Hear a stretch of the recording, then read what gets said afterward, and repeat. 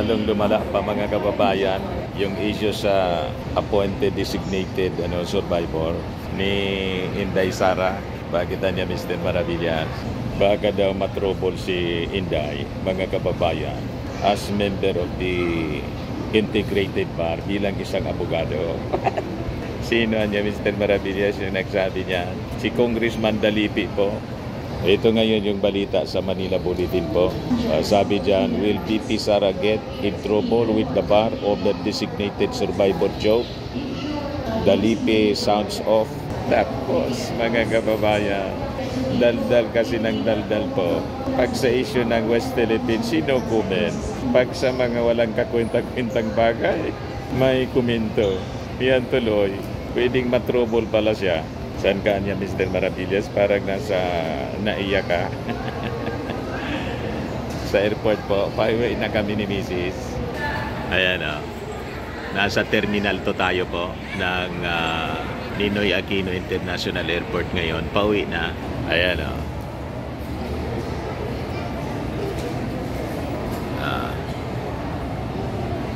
Yung Pasambuanga yata, may problema doon. Cancel yata. Sabi sa balita. Kasi maulan doon. Hindi man masyado mapasahero po. Katamtaman lang po dito yung pasahero.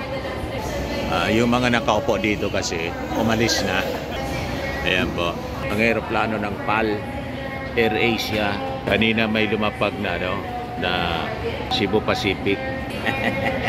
Ay, by the way pala, may balita din. Yung latest ngayon, may arrest order na po kay Alice Goong. Nag-issue na po ng arrest order laban kay Alice Goong ng Bambantarlac for refusing to attend the Senate hearing, kung ano-anong mga palusot.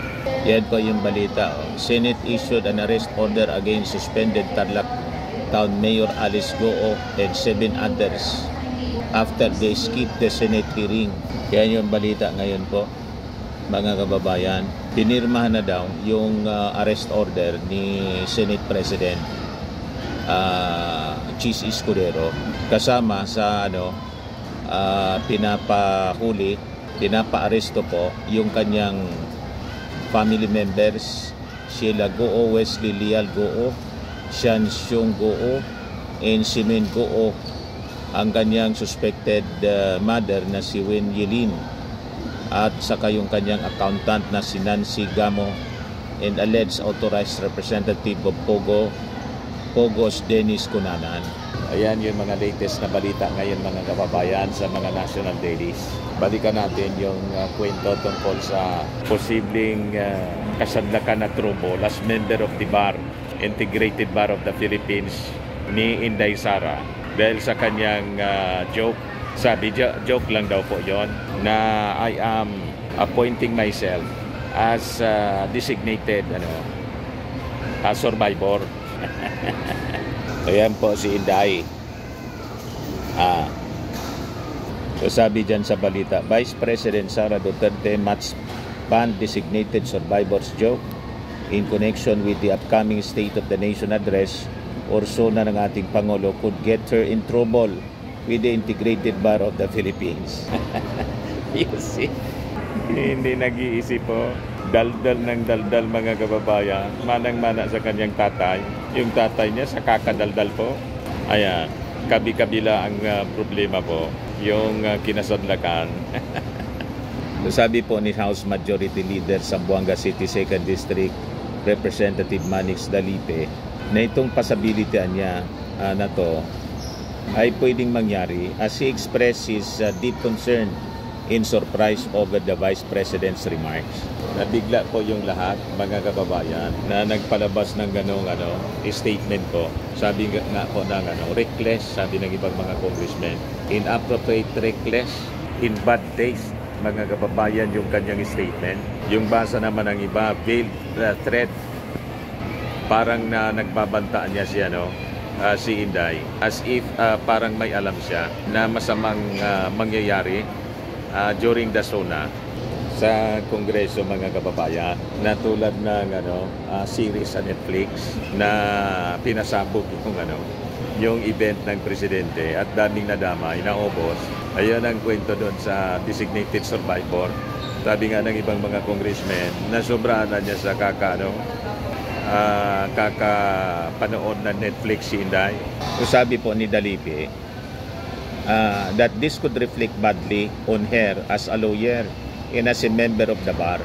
To begin with, nowhere in our 1987 Constitution na niya is it stated that the Vice President has the authority or power to appoint herself or anyone else for that matter.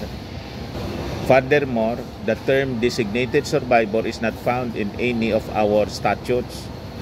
Sabi mga kababayan ni Congressman Dalipe, yung authority niya to appoint is exclusively vested in our President, who makes appointments ranging from cabinet members to directors of government agencies. So nagmukhang ingot mga kababayan si Inday na parang lumalabas, wala siyang alam sa batas. Sa konstitusyon, mga kababayan. So sabi po ng congressman, the Vice President's statement is deeply concerning because the term designated survivor originates from a Korean and an American Netflix series about a government being completely wiped out in a terror attack orchestrated by those seeking to seize power. Noted Dalipe. Yun nga po, kaya sabi ng ibang congressmen, it is in bad taste niya. If it is a joke, it is in bad taste. Kasi parang nagwiwi si Inday or parang lumalabas, may alam siyang plan to attack, a terror attack against the President during the SONA. Ganon katindi mga kababayan. So this is display ng pagiging very insensitive ni Inday. Kaya nga sabi ni Trillanes po, baka kailangan na po na magpa-check up si kailangan na niya siguro impeach na to, impeach this crazy woman na niya. Tinawag ng crazy. Nababaliw na pag nanasa mga kababayan na to make over. Yan ang pinapakalat ng kanyang mga supporters. Maraming mga post na mga kababayan na mag-lead na daw mga kababayan si Inday. Sabi ni Dalipi po, under the 1987 Constitution na niyan, the line of succession among the country's highest elected officials is clearly stipulated. According to Section 8, Article 7 of the 1987 Constitution, the Vice President ascends to the presidency in the event of the President's death, incapacity, resignation, or removal serving the unexpired term as shown by Gloria Macapagal Arroyo's succession following Joseph Estrada ousting in 2001. Actually po, yun ang gusto nilang gawin. Itulad kay Irap si President Bongbong. Ito nga yung pinapakalat nila. Mike Go, sabi dyan, 2 hours ago pa lang, SONA din ni Junior, A-case. Tapos, SONA ni Inday. Soon na. Ang ibig sabihin, soon, very soon, si Inday na. Kita ninyo. Ito pa, mga kababayan, pinapakalat ng Optic Politics, page ng mga DDS po. Ayan lead.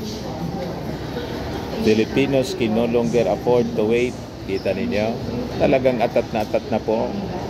The symbolic gesture of this designating herself as the designated survivor resonates deeply, portraying Duterte as a leader prepared to assume critical responsibilities in time of governmental instability. Ayan grupo nila to, mga kababayan, pinapakalat.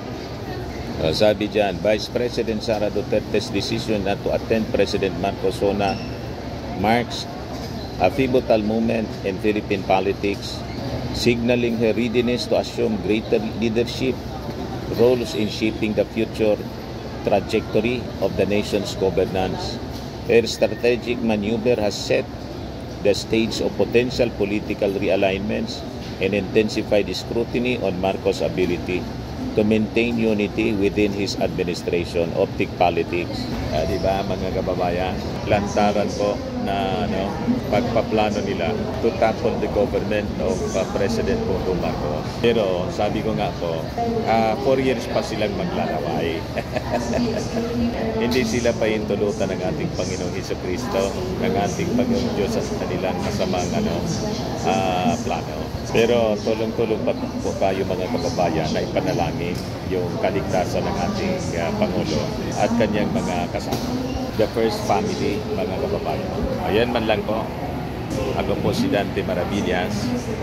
Bye-bye po. God bless.